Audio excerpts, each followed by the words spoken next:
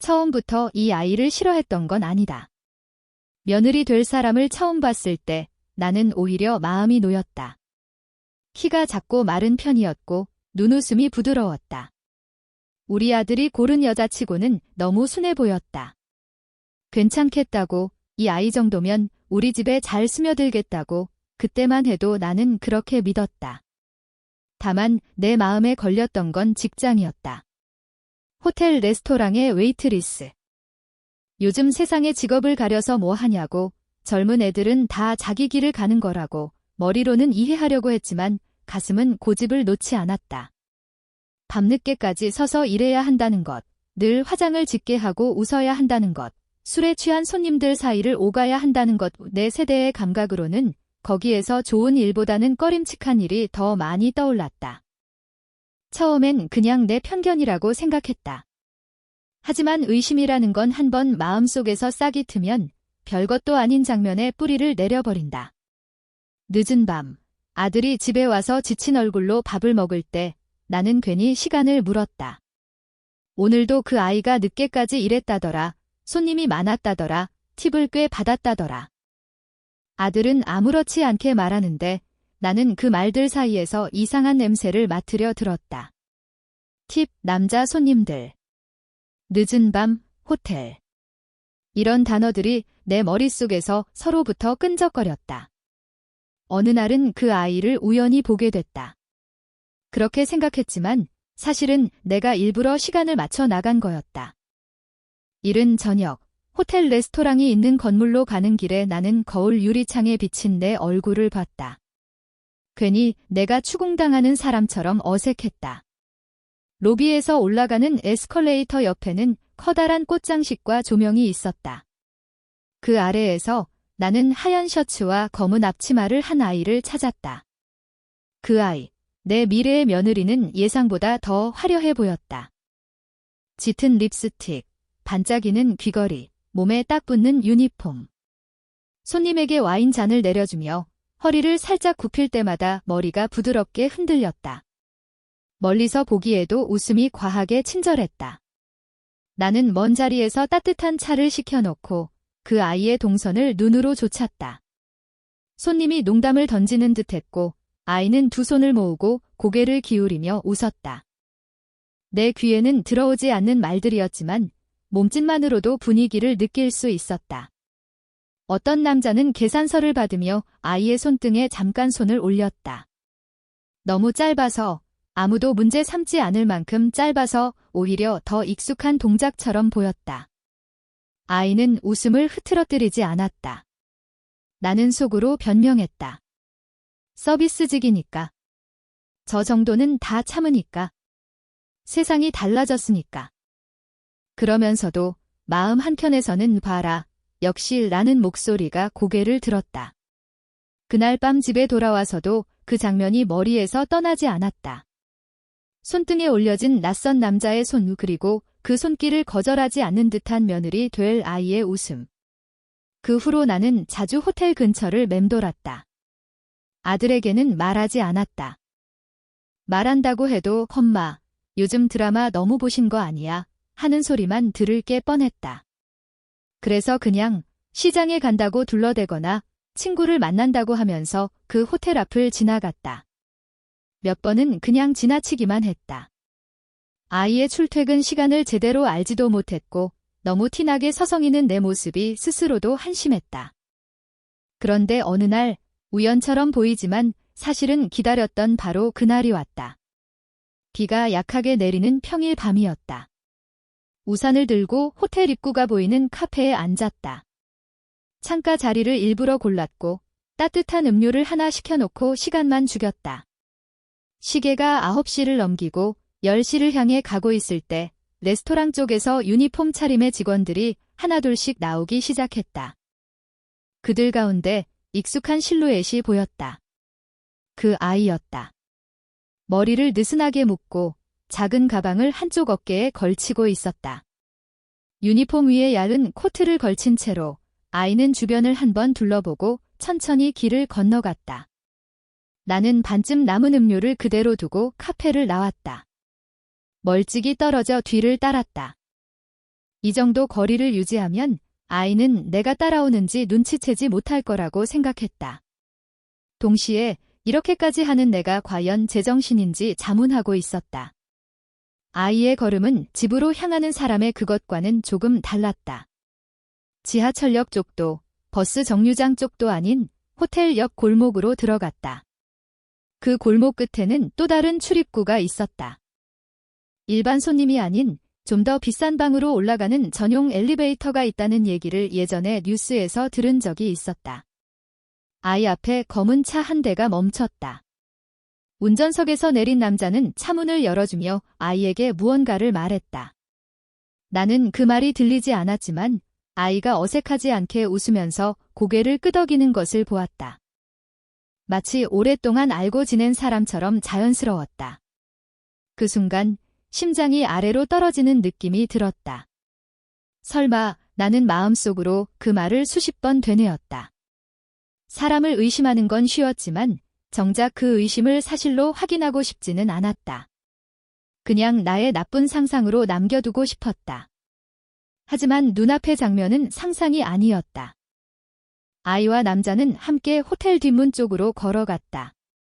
남자의 손에 작은 종이봉투가 들려있는 것이 보였다. 얇게 부푼 봉투. 현금이 들어있어도 이상하지 않을 것 같은 모양새였다. 나는 그들을 더 이상 가까이 따라갈 수 없었다. 발걸음을 멈추고 그 자리에서 숨을 고르며 멀어지는 뒷모습만 바라봤다. 비는 조금 세차게 변했고 거리에 불빛이 번져 보였다. 집으로 돌아오는 길, 머릿속이 복잡했다. 혹시 다른 설명이 있을지도 모른다고 스스로를 설득해 보았다. 손님이 고맙다고 선물을 줬을 수도 있지 않느냐, 친척일 수도 있지 않느냐, 호텔 쪽 일로 같이 올라가는 것일 수도 있지 않느냐. 하지만 모든 혹시들 옆에는 묵직한 아니야, 그건 변명일 뿐이야 라는 목소리가 달려 있었다. 며칠 동안 나는 아무 말도 하지 않았다. 아들에게도, 남편에게도, 심지어 내 친구들에게도. 그냥 속으로만 이야기를 수백 번씩 되뇌었다. 내가 뭘 본 걸까? 내가 너무 심하게 의심하는 걸까? 아니면 정말로 그러다 어느 밤 아들이 늦게 들어온 날이었다. 부엌에서 설거지를 하던 나는 현관문이 열리는 소리를 들었다. 아들의 옷에서는 낯선 향수가 났다. 분명 그 아이의 것이었다. 한번 맡아본 향은 이상하게 오래 남는다. 아들은 피곤한 듯 웃으면서도 그 아이 이야기를 했다. 요즘 많이 바쁘다더라. 손님이 늘었다더라. 호텔에서 아이를 실내에서 야간까지 맡긴다더라. 나는 아무 말도 하지 못한 채 물소리만 키웠다. 설거지통에 떨어지는 물방울 소리가 이상하게 날카롭게 들렸다. 그날 밤 나는 거의 잠을 이루지 못했다. 심장이 불안하게 뛰었고 머릿속에서는 호텔 뒤편 골목과 검은 차, 종이봉투, 그리고 아이의 웃음이 반복 재생됐다. 마음 한구석에서 확인해야 한다는 생각이 점점 더 크게 자라났다. 확실하지 않은 채로는 아무 말도 할 수 없었다. 그러나 확실해지는 순간 모든 것이 무너질지도 모른다는 두려움도 동시에 커졌다. 그래도 결국 나는 확인 쪽을 선택했다. 다음 주 나는 작은 수첩을 하나 샀다. 오래전 아이들을 키울 때 썼던 육아일기 같은 크기였다. 첫 장에 날짜를 적고 그 옆에 호텔, 관찰 시작지라고 조그맣게 적었다. 글씨가 내 손에서 떨렸다. 그날 이후로 나는 일정한 패턴을 만들었다. 일주일에 2번 정해진 시간에 호텔 근처에 나가는 것. 아들이 야근이라고 말한 날이면 나는 더 주에 깊게 움직였다. 교통카드를 찍는 시간, 집에서 나오는 시간, 집에 돌아오는 시간까지 모두 적어나갔다. 나 스스로도 내가 마치 탐정이라도 된 것처럼 느껴졌다. 늙은 여자가 손주를 볼 나이에 그림자처럼 거리를 돌아다니며 누군가의 일상을 기록하고 있다는 사실이 한심하면서도 멈추기가 어려웠다. 며칠은 아무 일도 없었다. 아이와 동료들이 함께 나와 택시를 잡고 웃으며 헤어지는 모습만 보였다. 그럴 때면 나는 그날의 수첩 페이지를 보며 안도의 숨을 쉬었다. 그래, 내가 괜한 짓을 하고 있나 보다. 그러면서 나 자신을 반성했다. 마음이 조금씩 풀어지는 것 같기도 했다. 하지만 의심은 운이 나쁜 나를 하나 꼭 데려오는 법이다. 그날도 그랬다. 비가 오지 않는 맑고 차가운 밤이었다. 호텔 앞거리는 생각보다 한산했다. 나는 횡단보도 맞은편에서 아이를 기다렸다. 시계를 몇 번이나 확인했는지 모른다. 예정된 시간보다 조금 늦게 아이가 나타났다. 혼자가 아니었다. 지난번에 봤던 그 검은 차가 다시 나타났고 같은 남자가 차에서 내려 아이를 맞이했다. 그들은 서로 너무도 자연스럽게 인사를 나누는 몸짓을 했다. 어깨를 스치고 고개를 기울이고 마치 익숙한 약속을 다시 이어가는 사람들처럼 움직였다. 남자는 다시 한번 얇게 부푼 봉투를 꺼내 아이에게 건넸다. 아이는 주위를 한번 둘러본 뒤 봉투를 자신의 작은 가방 안으로 밀어 넣었다. 그 동작이 이상하리만치 익숙해 보였다. 그때 나는 하나의 결론에 거의 도달해 버렸다.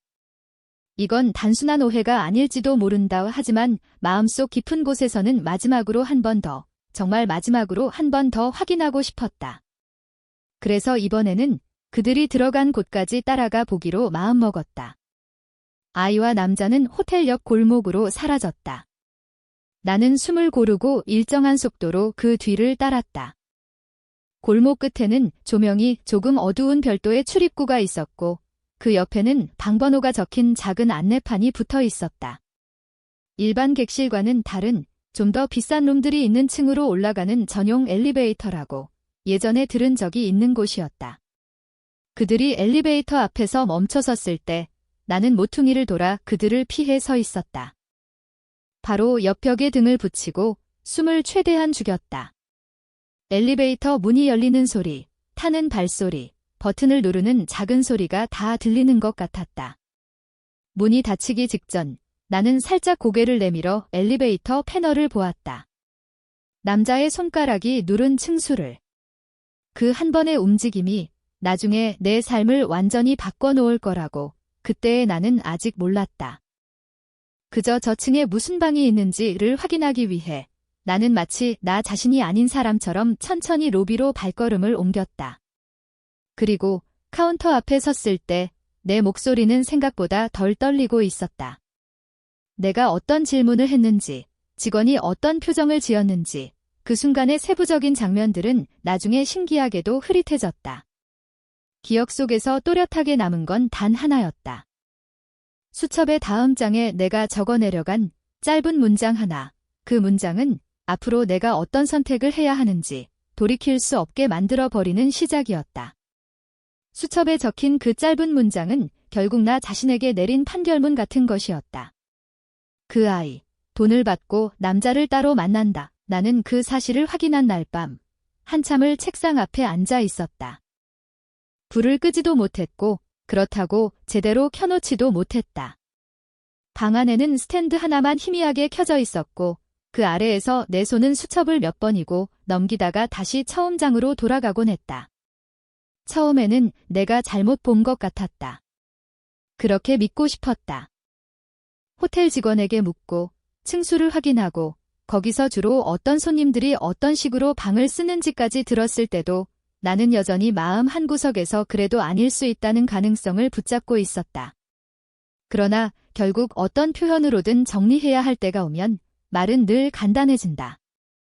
그 아이는, 내 아들이 사랑하는 그 아이는 돈을 받고 남자 손님을 따로 받는 삶을 살고 있었다.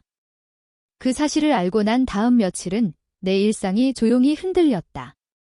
밥을 하면서도, 장을 보면서도, 버스를 타고 가다가도 나는 그 아이의 얼굴을 떠올렸다. 웃을 때 반달처럼 접히던 눈, 조심스럽게 인사하던 태도, 우리 집에서 어색하게 앉아있던 모습. 그 모든 것 위로 호텔 뒤편 골목, 검은 차, 봉투, 어두운 엘리베이터 문이 얇게 겹쳐졌다. 아들에게 바로 말해야 할지, 아니면 조금 더 지켜봐야 할지 수십 번이나 머릿속에서 싸움이 일어났다. 손을 떼고 모른 척하면 나중에 더 큰 상처가 될 수 있었다. 그렇다고 당장 사실을 내던지면 아들은 그 아이를 변호하며 나를 원망할지도 몰랐다. 어쩌면 둘 모두에게 미움을 사게 될지도 모른다는 생각이 들었다. 결국 나는 그 누구보다 먼저 그 아이를 직접 만나야겠다고 마음먹었다. 이대로 뒤에서만 바라보면서 판단하는 것은 아무리 나이를 먹었다 해도 비겁한 일이었다. 내 눈으로 보고 들었으니까 이제는 그 아이의 입도 들어야 했다. 왜 그런 일을 하고 있는지, 얼마나 오래 그랬는지, 앞으로도 계속 그럴 생각인지. 약속을 잡는 일은 의외로 쉬웠다. 아이에게 따로 연락을 해보고 싶다며 잠깐 얼굴을 보자고 결혼 상의도 할 겸 차 한 잔 마시자고 전했다. 아이는 조금 놀란 듯했지만 곧 알겠다고 했다. 요즘 스케줄이 바쁘지만 오후에 짧게 시간을 낼 수 있다고 했다. 나는 일부러 호텔 근처가 아닌 집에서 2정거장 떨어진 조용한 카페를 골랐다. 그날 아이는 평소보다 훨씬 수수하게 나타났다. 연한 화장, 편한 니트, 색이 빠진 청바지. 호텔 유니폼이 아니니까 당연한 일이었지만 나는 이 모습의 아이가 더 진짜 같다고 잠시 착각했다. 아들이 얘기해준 대로 쉬는 날에는 그냥 동네 젊은 여자처럼 옷을 입고 가볍게 옷가게를 구경하며 카페에 앉아 시간을 보내는 아이였다. 우리가 마주 앉았을 때 내 심장은 생각보다 훨씬 빨리 뛰고 있었다. 말을 어떻게 꺼내야 할지 전날 밤부터 여러 버전의 문장을 머릿속에서 연습했지만 막상 아이의 눈을 마주치니 모두 입안에서 사라져 버렸다.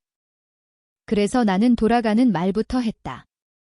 아들 어릴 적 이야기, 결혼 준비에 관한 걱정, 요즘 젊은 사람들의 일과 사랑에 대한 내 세대의 어색한 시선. 한참을 그렇게 돌고 돌다가 결국 나는 마음속에서 가장 무거운 돌을 꺼내듯 조심스럽게 핵심으로 다가갔다. 호텔에서 아이를 본 이야기, 몇 번이나 근처를 서성인 이야기, 어느 밤에 아이가 한 남자와 함께 뒷문으로 들어가는 걸 본 이야기. 차분하게 말하려고 했지만 내 목소리는 내가 생각한 것보다 더 늙고 피곤하게 들렸다. 아이의 얼굴에서 혈색이 서서히 사라졌다. 처음에는 놀람, 그 다음에는 당황, 그리고 마지막에는 감추려다 실패한 포기 같은 표정이 차례대로 스쳐 지나갔다. 나는 일부러 눈을 피하지 않았다. 나이 든 사람이라도 어떤 순간에는 피하지 말고 끝까지 바라봐야 하는 법이었다.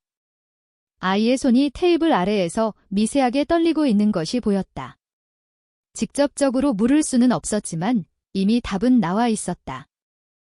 호텔 특급층, 따로 적힌 룸 번호, 얇은 봉투, 남자의 익숙한 손짓.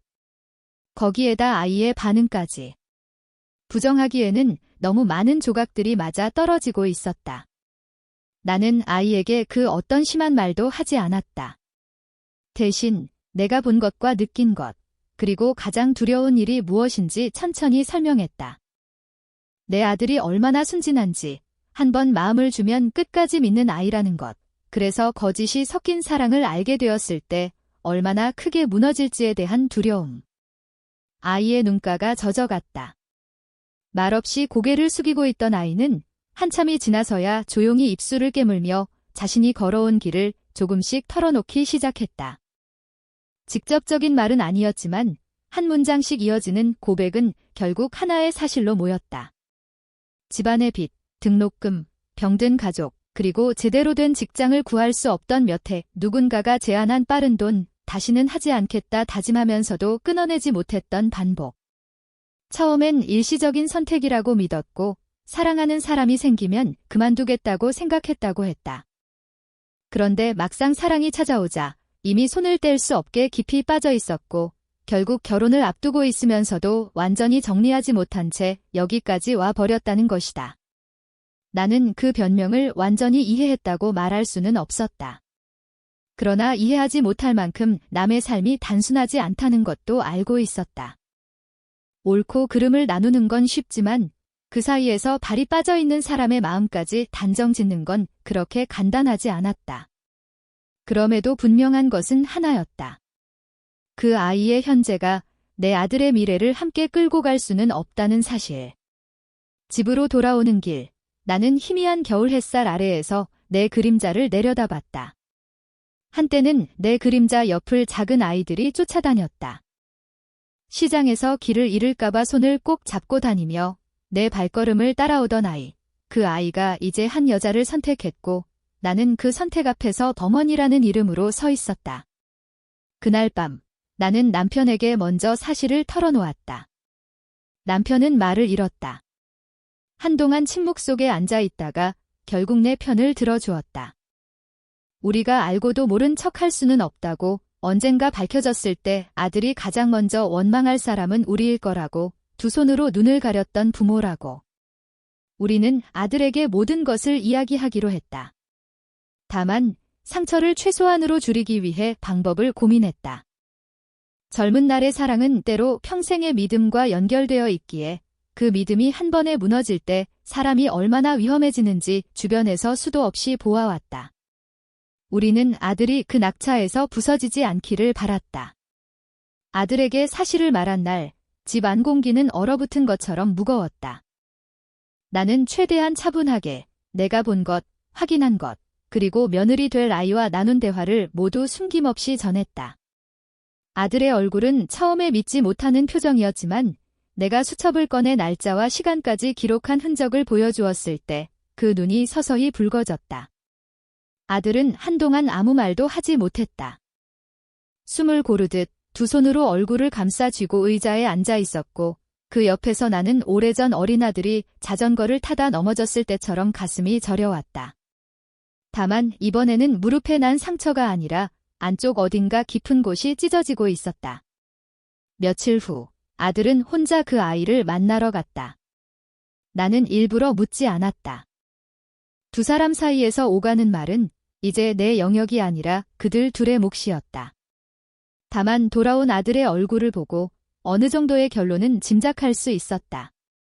눈밑이 깊게 파였고 어깨가 평소보다 더 내려가 있었지만 이상하게도 눈동자만큼은 맑았다. 아들은 그날 밤 짧게 자신이 내린 결정을 말해주었다. 결혼은 하지 않기로 했다는 것. 그러나 그 아이를 완전히 저주하지는 않겠다는 것. 오히려 내가 아니어도 누군가는 언젠가 이 사실을 마주하게 되었을 거라는 것. 그래서 자신의 몫의 상처만 가져가고 나머지는 그 아이에게 맡기고 싶다고 했다. 나는 그 말을 들으며 가슴이 아프면서도 한편으로는 안도했다.